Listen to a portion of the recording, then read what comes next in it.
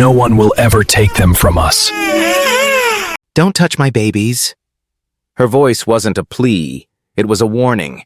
Cameras flashed like lightning through the glass as James Henson, the billionaire the world mocked as infertile, stepped forward and shielded the twins with his body.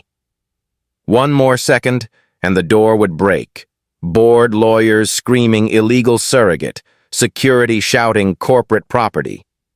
But then James whispered, half broken, half reborn, "They told me I could never be a father.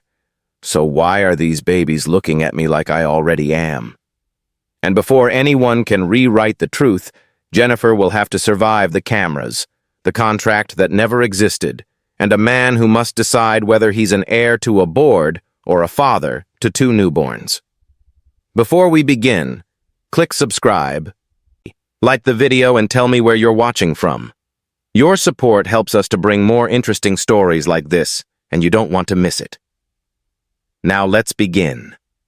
County General's lights fail, monitors die, and a nurse who never takes charity uses a borrowed phone light to guide new life into the world, while a CEO with a broken reputation watches courage he cannot buy. The hallway was drowning in darkness, except for the shaky beam of Jennifer Leonard's phone light, held between her teeth as both hands supported the laboring woman on the floor. The generator hadn't kicked in. The emergency team was trapped in the elevator. There was no doctor, no sterile lights, just Jennifer's heartbeat in her ears, and a terrified mother begging her not to let the baby die. "Breathe. You can do this," Jennifer said, voice steady despite the sweat on her brow.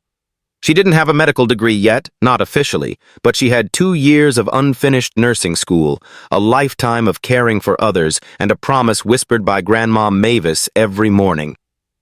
If God puts breath in you, you better use it to lift someone else. A cry split through the darkness. Then another. Twins. Jennifer wrapped each newborn in her scrub jacket, pressing them to their mother's chest. In that moment, when the lights flickered back to life, she didn't notice the tall man leaning against the wall a few feet away, watching as if she had turned on the sun with her bare hands. James Henson. He was supposed to be in a private wing, cutting a red ribbon for his company's new medical AI rollout. Instead, he had followed the blackout toward the chaos, and found a truth that didn't fit any press statement he'd rehearsed. Jennifer only saw him for a second. A sharp suit, a haunted face. And then she was already running for supplies. 6 hours earlier, Jennifer stood in her tiny apartment staring at the eviction notice taped to her door. The words, "Final Notice," were bold and merciless. Grandma Mavis lay asleep in the next room, oxygen machine humming like a heartbeat. Jennifer's paycheck had barely covered meds, groceries, and bus fare. Rent was a dream cruel people invented. A message pinged on her cracked phone. "Double shift available. Night emergency coverage. $50 bonus if you clock in within the hour." She didn't hesitate. She packed her bag and whispered over Mavis's sleeping form, "I'll fix this. Just hold on." By the time Jennifer reached County General, the hospital televisions were looping footage of James Henson standing at a podium, his expression unreadable as reporters shouted questions over each other. "Mr. Henson, do you deny the infertility reports? Is the engagement to Claire Beaumont still valid if you can't provide an heir? Sources say you're pursuing artificial legacy programs. Can you confirm?" James didn't answer. He only adjusted his cufflink and introduced the new Henson Core Medical AI, claiming it would reshape the future of emergency response. Jennifer clicked off the sound. "Another billionaire playing God," muttered a nurse beside her. Jennifer didn't care who he was. Tech CEOs didn't pay her rent. They didn't sit with dying patients holding their hands through the night. Her world was bandages, bedpans, and bills. Hours later, the lights failed. The storm hit the power grid like a fist, shaking the hospital to its bones. Jennifer didn't flinch. She moved on instinct. Headlamps, flashlights, emergency protocol. But when the call came over the radio, labor, no vitals, no power, she didn't wait for orders. She ran. And that was when fate, without warning, placed Jennifer Leonard and James Henson on the same stretch of hospital floor, her bringing life into the world, him realizing that everything he thought was impossible was already happening. The twins in that hallway weren't his. Not yet. But they were the beginning of the truth he could no longer hide from. Someone still believed life was worth fighting for, and she was holding it in her hands. The morning after the blackout, Jennifer woke to the sound of Grandma Mavis humming in the kitchen and the smell of frying plantains.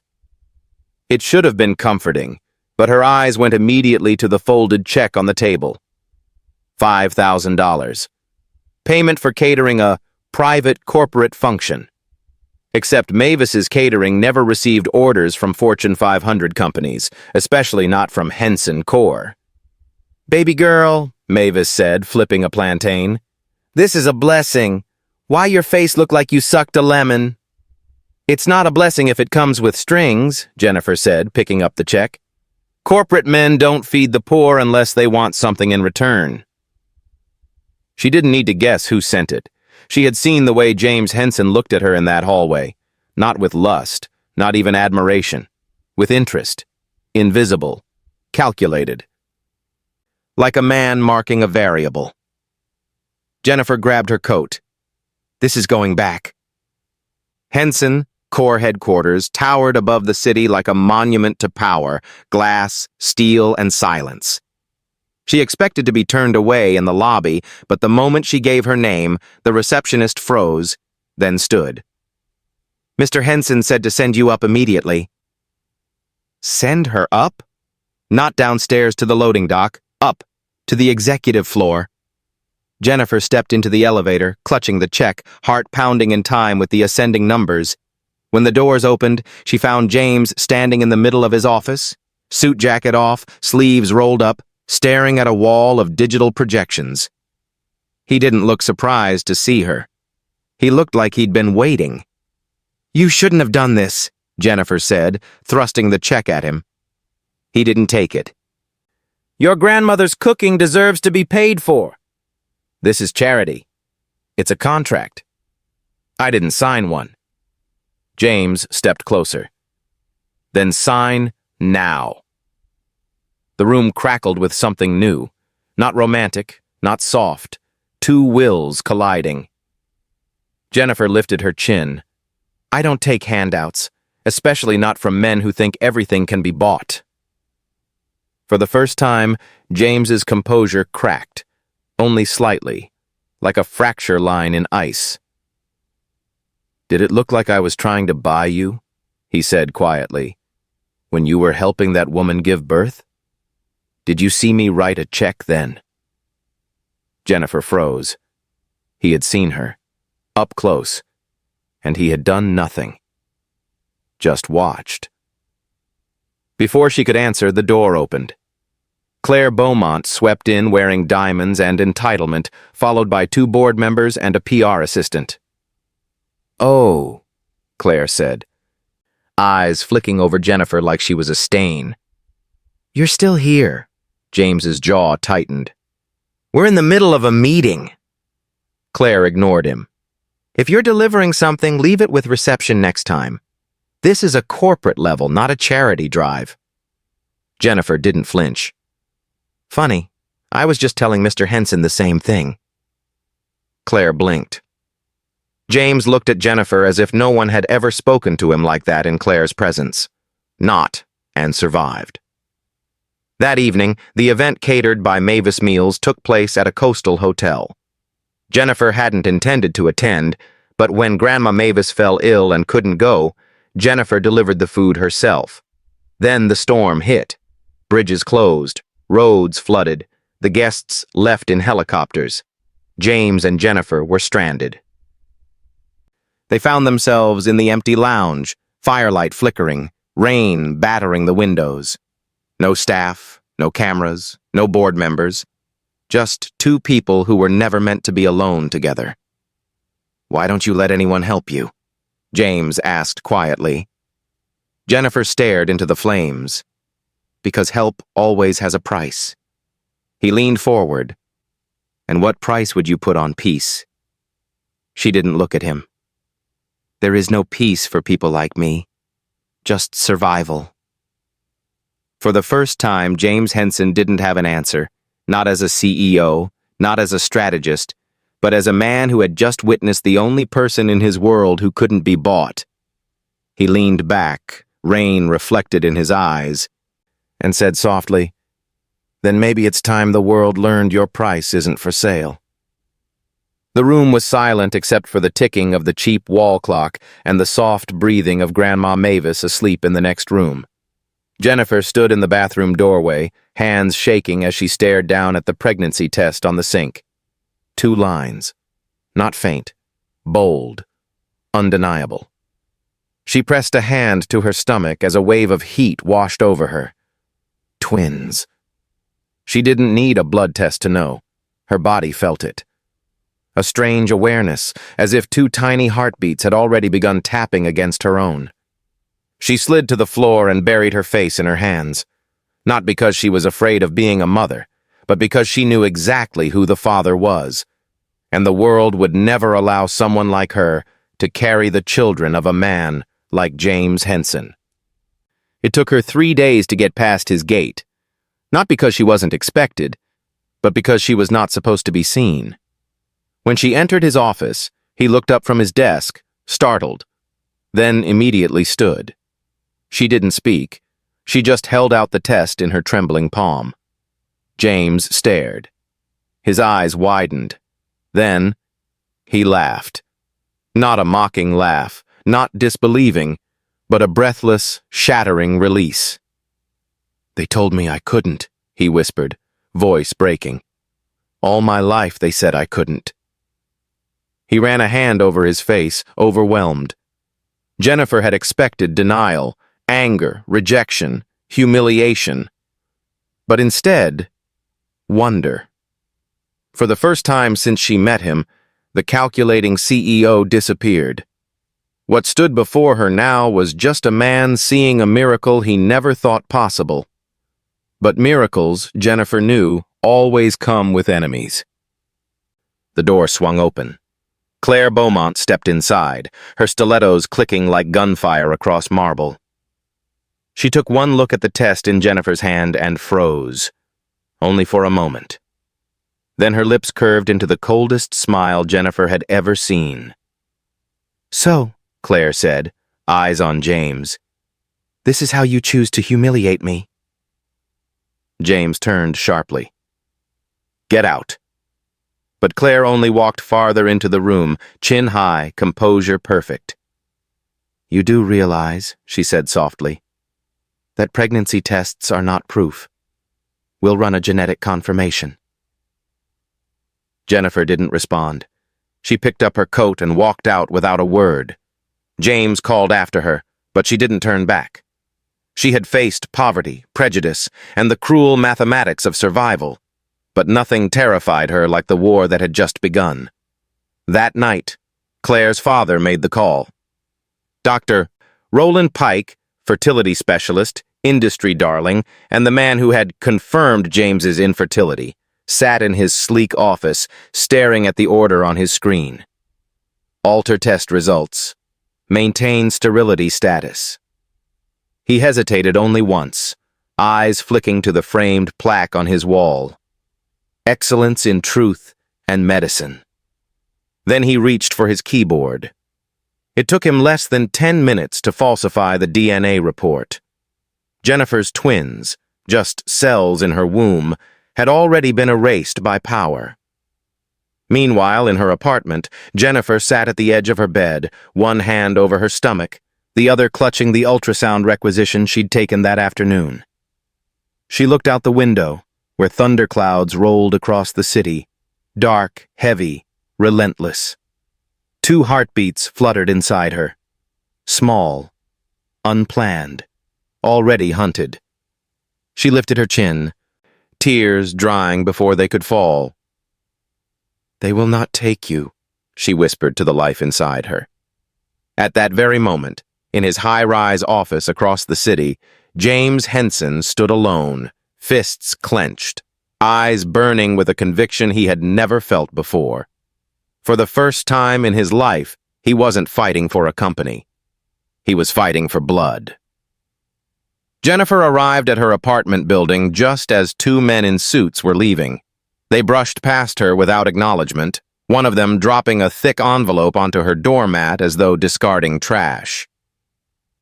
Henson Core Legal Affairs. Her pulse kicked. Inside, Grandma Mavis sat at the kitchen table holding the envelope with trembling hands. "They say we signed this," she whispered. "I never signed nothing." Jennifer snatched it up and flipped through the pages. A glossy contract. Legal jargon. Clauses in bold. Surrogacy agreement. Financial compensation received. No claims of maternal rights. At the bottom, her name. Her forged signature. Her stomach knotted. She looked up and froze. News alerts were already flooding her phone screen.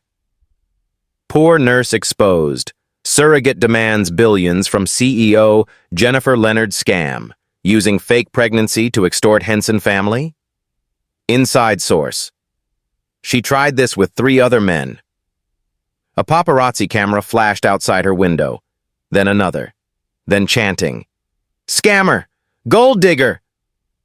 Grandma Mavis stood shakily and pulled the curtain closed. "They're calling the cafe, canceling orders, writing reviews saying we poison folks." Jennifer felt the walls closing in. She hadn't even had time to breathe the truth of the children growing in her womb, and already the world had turned them into a lie. The hospital supervisor called the next morning. "Jennifer, the board reviewed the situation. Until this matter is resolved, we have to let you go." "Let me go? For being pregnant?" There was a pause. "For being a public liability." The line went dead. It wasn't just a termination. It was an exile. Within hours, her face was everywhere. Social feeds, news panels, talk shows. People who had never met her spoke with expertise on her motives, her past, her type. And James? Silent. The one person who could end the narrative with a single statement. Said nothing. In the Henson Core penthouse boardroom high above the city, James stood alone against a semicircle of directors. Claire sat at the head of the table, pristine in white, acting as though she were the one under siege. "We are hemorrhaging shareholder confidence," one director barked. "If you acknowledge this woman as carrying your children, we lose the merger. We lose control." Claire folded her hands delicately. "James understands what's at stake. He will do the right thing publicly. He always has."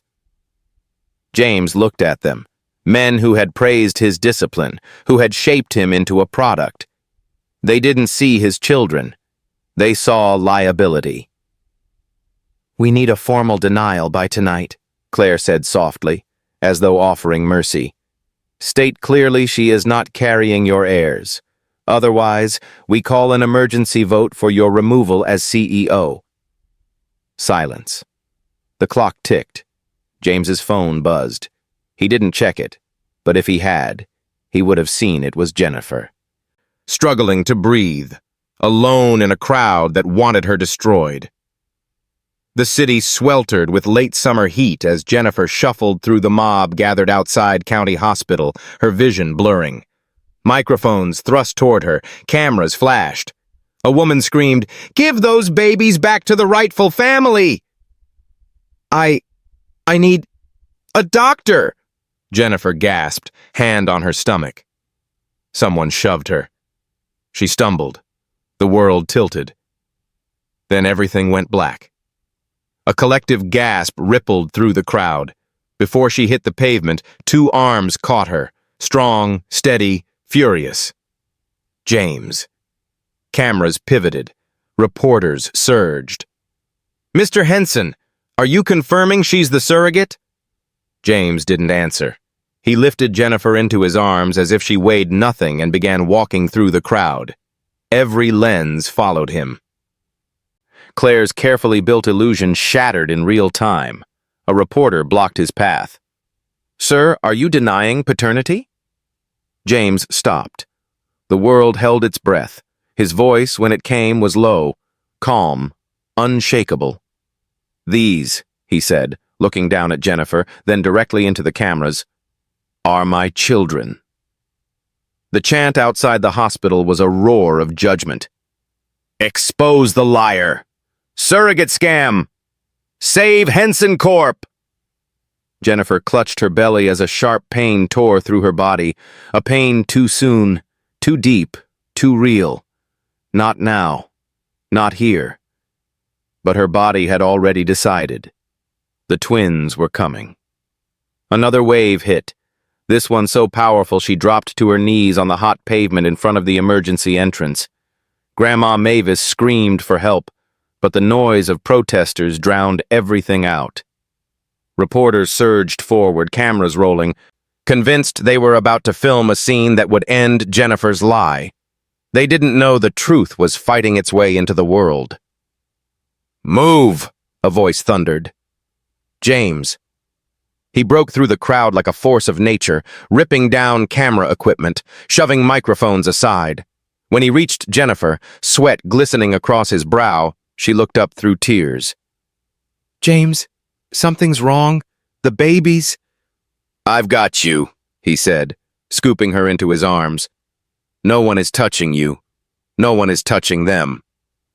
The security team tried to block him, but the ambulance doors flew open at his command. He climbed in with Jennifer still in his arms. As the vehicle lurched forward, reporters ran alongside, slamming their palms against the glass. Even in labor, Jennifer kept her arms wrapped protectively around her belly. James held her tighter. The maternity ward was chaos. Lights flickered. Phones rang. Doctors shouted orders. But inside the delivery room, the one from the thumbnail image, there was only silence and the slow, painful echo of Jennifer's breathing. Mavis held her hand, whispering prayers. James stood at the foot of the bed, refusing to leave, his tie discarded, sleeves rolled up, jaw set with determination. "Breathe, Jennifer. You hear me? I'm here. I'm not leaving." "It's too soon," she gasped. "They're not ready. Claire will take them." "No," James said, stepping closer, eyes blazing. "No one is taking my children. Not while I'm alive." The contractions came hard, fast, and then a cry, sharp, strong, a baby boy. Seconds later, another cry, higher, softer, a baby girl. Twins, alive, tiny fists clenched, faces scrunched in defiance, as if they had entered the world ready for battle. Jennifer sobbed as the nurse placed the babies in her arms, but the moment was shattered by the crash of the door. Security. Corporate security. Not hospital. Their suits were tailored. Their badges read Henson Core Property Management. "We have legal custody orders," one of them announced coldly. "Per contractual clause 9B, these children are to be transferred to the corporate guardianship pending investigation." The nurse halted mid-step. Mavis stood, hands shaking. Jennifer clutched the twins tighter, terror flooding her veins. One guard moved forward, and then James stepped between them. His voice was low, lethal. "You touch them," he said, "and I will bury every one of you under a lawsuit so deep your grandchildren will owe mine reparations." The guard hesitated. "Sir, the board—" "I am the board," James snapped. "And these are my children. Jennifer Leonard is not a surrogate. She is their mother, and I will destroy anyone who tries to rewrite that truth." Silence. The guards backed away. The door closed. James turned back to Jennifer, his expression momentarily softening. She looked down at the twins, her twins, and for the first time since the storm began, a single breath of peace entered the room. The war was far from over, but for this moment, they had won. The doors of the maternity ward burst open like an invasion. Claire Beaumont walked in first, heels sharp against the linoleum floor, flanked by two attorneys, a corporate notary, and Dr. Roland Pike, who kept his head down like a man walking toward his own execution. Behind them were hospital administrators, faces pale, eyes darting. "We're here to execute a lawful transfer," Claire said, voice prim and poisonous. "Step aside." Jennifer clutched her twins closer, heart pounding. James stood at her bedside like a shield, eyes cold, jaw locked. The tension in the room was electric, held taut by the faint, rhythmic breathing of the newborns. "You are trespassing," James said evenly. "No," Claire countered, holding up a thick folder. "We have signed surrogacy documents, DNA proof, and full board authorization."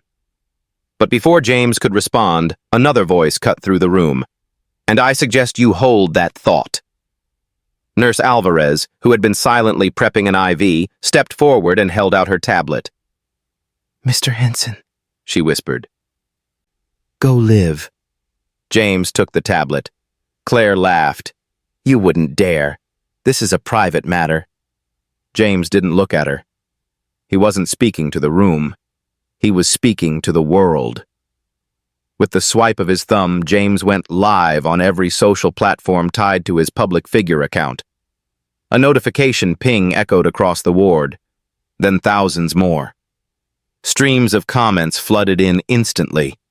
James lifted his gaze to the camera. His voice was calm, controlled, deadly. "For months, you were told I was incapable of fathering children. You were told this woman," he looked at Jennifer, "was a fraud, a surrogate, a liar." Claire stiffened, eyes widening. James held up a folder. "These are the real lab records. The unedited reports from Dr. Roland Pike. Documents showing my fertility results were intentionally falsified, under direct orders from Claire Beaumont's father." He tapped the screen.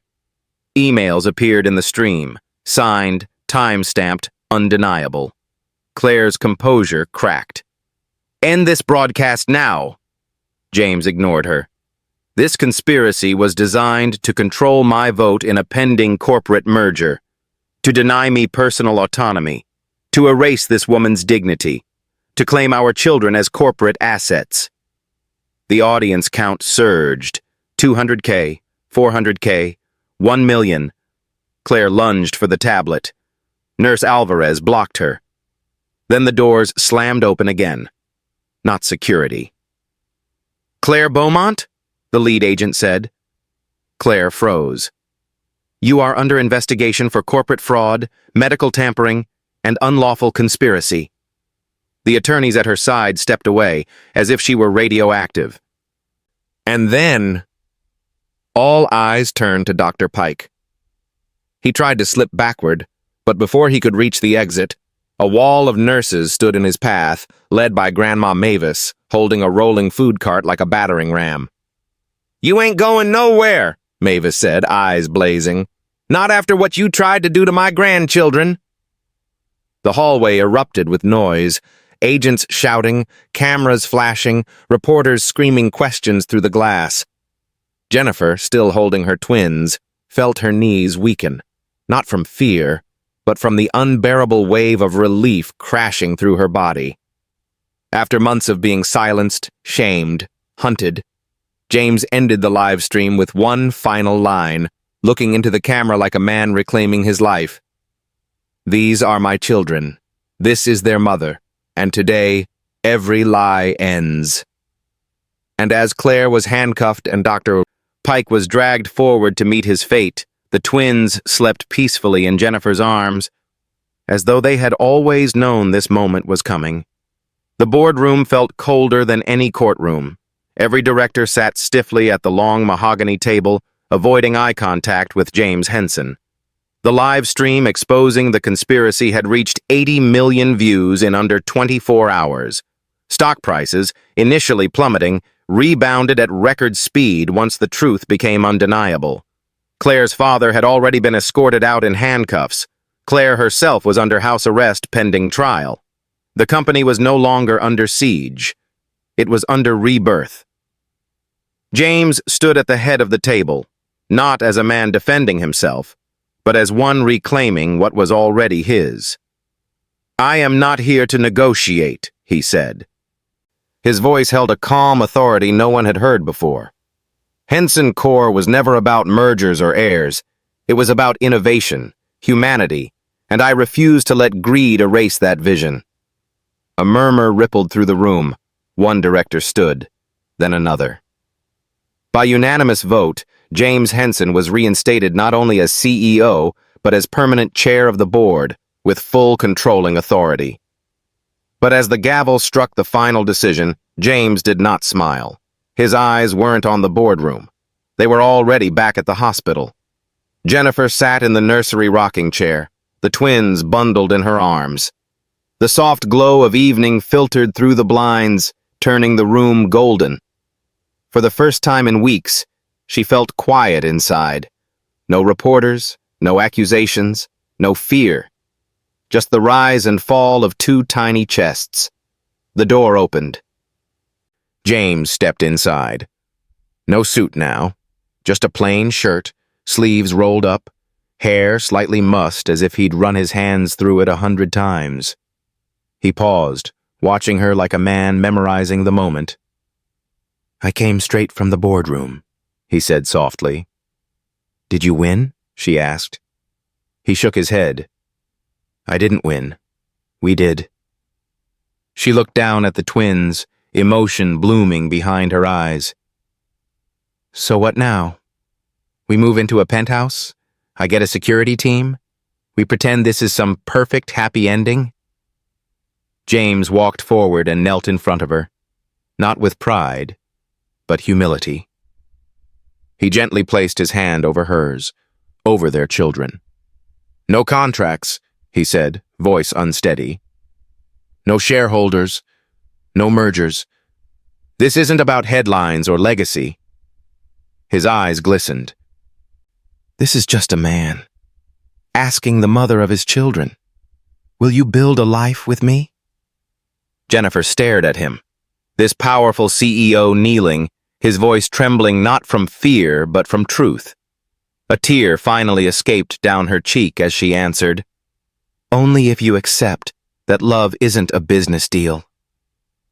James let out a breath that sounded like he'd been holding it his entire life.